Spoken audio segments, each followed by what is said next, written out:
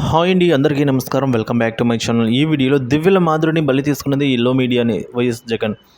పూర్తి వివరాలను ఈ వీడియోలో తెలుసుకుందాము. వీడియోని ఎక్కడే స్కిప్ చేయకుండా ఎండ్ వరకు చూడండి, అప్పుడే పూర్తి ఇన్ఫర్మేషన్ అర్థమవుతుంది. వీడియోకి ఒక లైక్ చేయండి ఫ్రెండ్స్. వీడియోలోకి అయితే వెళ్ళిపోదాము ఫ్రెండ్స్. ఇక విషయానికి వచ్చినట్లయితే గత కొన్ని రోజులుగా తెలుగు రాష్ట్రాల్లో సంచలనంగా మారిన దివ్యల మాధురికి రోడ్డు ప్రమాదం జరిగింది.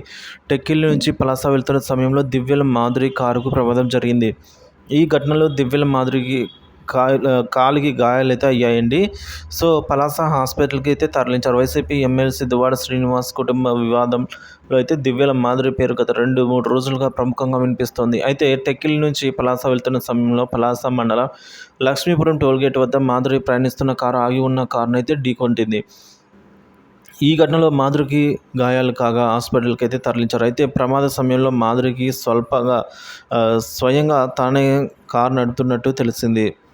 ఇక ప్రమాదాన్ని గుర్తించిన స్థానికులు వెంటనే మాధురిని పలాస హాస్పిటల్కి తరలించారు. అయితే మాధురి చికిత్స తీసుకోవడానికి నిరాకరిస్తున్నారు.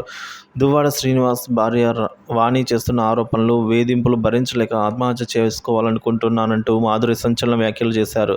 ఇది రోడ్డు ప్రమాదం కాదని, తానే స్వయంగా కారు నడుపుతూ మరో వాహనాన్ని ఢీకొట్టానని చెప్పారు. తనకు చికిత్స కూడా వద్దని, వైద్య చికిత్సకు దివ్యల మాధురి నిరాకరిస్తున్నారు. తన మీద విపరీతంగా ట్రోలింగ్ జరుగుతుందని, తనతో పాటు తన పిల్లలపైన ట్రోలింగ్ చేస్తున్నారని మాధురి మీడియాతో తెలిపారు.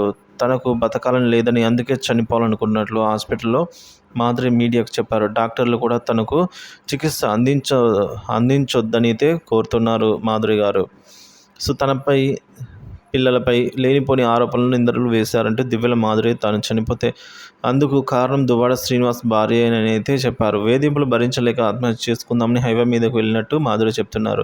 మరోవైపు శనివారం మీడియాతో మాట్లాడిన దివ్యల మాధురి దువ్వాడ శ్రీనివాస్ను అతని భార్య, పిల్లలు ఇంటి నుంచి గెంటేశారని చెప్పుకొచ్చారు. దువ్వాడ శ్రీనివాస్ తాను కలిసే ఉంటామని స్పష్టం చేశారు. త్వరలోని ఇరువురు వేర్వేరుగా విడాకులు తీసుకుని దరఖాస్తు చేస్తామని దివ్యల మాధురి చెప్పారు. దువ్వాడ శ్రీనివాస్ తన బంధాన్ని రాజకీయ కోణంతో చూడొద్దు అని కూడా సూచించారు.